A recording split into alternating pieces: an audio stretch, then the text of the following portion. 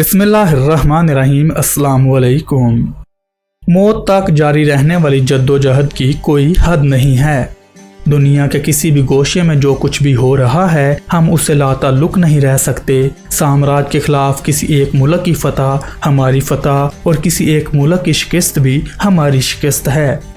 سامعین کرام، یہ بات چے گویرا نے موت سے 2 برس قبل الجزائر میں ایفرو ایشین سالیڈیرٹی سیمینار میں اپنا آخری بین الاقوامی خطاب کرتے ہوئے کہی تھی۔ چے گویرا ارجنٹینا میں پیدا ہوئے۔ وہ کیوبا کے انقلابی رہنما تھے جو بائیں بازو کے حامیوں کے ہیرو بن گئے تھے، اور البرٹو کوردا کی جانب سے لی گئی ان کی تصویر 20ویں صدی کی مشہور علامت بنی رہی۔ معزز ناظرین، ارنیسٹو گویرا ڈی لا سرنا جو چے گویرا کے نام سے مقبول ہوئے، انہوں نے بیونس آئرس یونیورسٹی سے طب کی تعلیم حاصل کی۔ اس عرصے میں چے گویرا کو جنوبی اور وسطی امریکہ میں بہت زیادہ سفر کرنے کا موقع ملا۔ چے گویرا نے بڑے پیمانے پر پھیلی غربت اور ظلم و جبر کا بغور مشاہدہ کیا، اور مارکسزم میں دلچسپی نے انہیں اس بات پر قائل کیا کہ جنوبی اور وسطی امریکہ کے مسائل کا واحد حل مسلح انقلاب ہے۔ سامعین کرام، چے گویرا نے اپنی مختصر سی زندگی میں کیا کیا نہیں کیا۔ رگبی اور شطرنج کا کھلاڑی، دمے کا مریض، doctor, photographer, motor bike rider, شاعر، گوریلا کمانڈر، باپ، شوہر، ڈائری نویس، ادیب اور سب سے بڑھ کر ایک انقلابی۔ چے گویرا آدمی کے بیس میں چلتی پھرتی تکلیف تھا۔ ناظرین کرام، چے گویرا سن 1954 میں میکسیکو گئے، اور آنے والے برس میں وہ کیوبا کے انقلابی رہنما فیدل کاسترو سے ملے۔ چے گویرا نے 26 جولائی کی تحریک میں کاسترو کے ساتھ شمولیت اختیار کی، اور کیوبا کے ڈکٹیٹر بتیستا کے خلاف گوریلا جنگ میں اہم کردار ادا کیا۔ فیدل کاسترو نے سن 1959 میں بتیستا کا اقتدار ختم کیا اور کیوبا میں اقتدار خود سنبھال لیا۔ معزز سامعین، سن 1959 سے 1961 کے درمیان چے گویرا کیوبا کے نیشنل بینک کے صدر تھے اور پھر وزیر برائے صنعت رہے۔ اس عہدے پر انہوں نے کیوبا کے سفارتکار کی حیثیت سے دنیا بھر میں سفر کیا۔ چے گویرا نے ملک کے اندر ایسے منصوبے بنائے جن کے ذریعے زمینوں کی دوبارہ تقسیم کی جاتی، اور انہوں نے صنعتوں کے لیے بھی بہترین انداز میں منصوبہ بندی کر رکھی تھی۔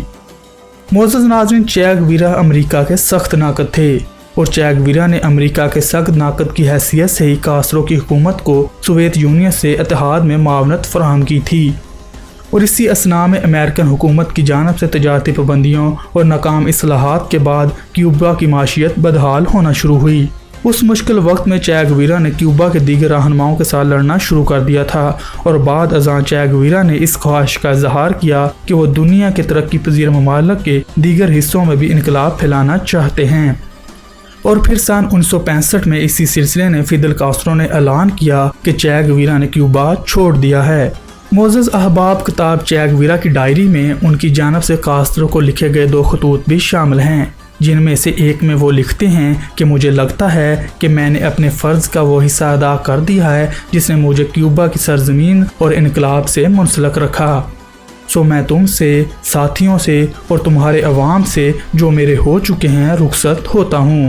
کوئی قانونی بندھن اب مجھے کیوبا سے نہیں باندھے ہے، اور جو بندھن ہیں وہ ایک اور نوعیت کے ہیں جنہیں اپنی مرضی سے توڑا نہیں جا سکتا۔ ناظرین اکرام، جاتے جاتے اپنے بچوں کے نام خط میں چے گویرا نے لکھا کہ تمہارا باپ ایک ایسا آدمی تھا جس نے جو سوچا اس پر عمل کیا۔ یقین رکھو وہ اپنے نظریات سے مکمل وفادار رہا۔ یاد رکھو اگر کوئی چیز اہم ہے تو انقلاب، اس کے مقابلے میں ہماری ذات، ہمارا وجود کوئی اہمیت نہیں رکھتا۔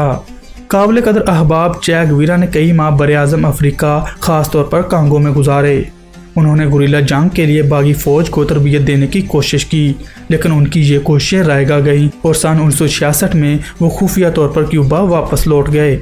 اس کے بعد چے گویرا نے کیوبا سے بولیویا جانے کی ٹھانی تاکہ وہ بارنتوس اور تونو کی حکومت کے خلاف باغی فوجوں کی قیادت کر سکیں، لیکن امریکی فوج کی مدد سے بولیوین فوج نے چے گویرا اور ان کے باقی ماندہ جنگجوؤں کو گرفتار کر لیا تھا۔ اکتوبر سن 1967 کو بولیویا کے گاؤں لاہی گورا میں چے گویرا کو خفیہ طور پر سپرد خاک کر دیا گیا، مگر سن 1997 میں چے گویرا کی باقیات کو واپس کیوبا منتقل کر دیا گیا تھا۔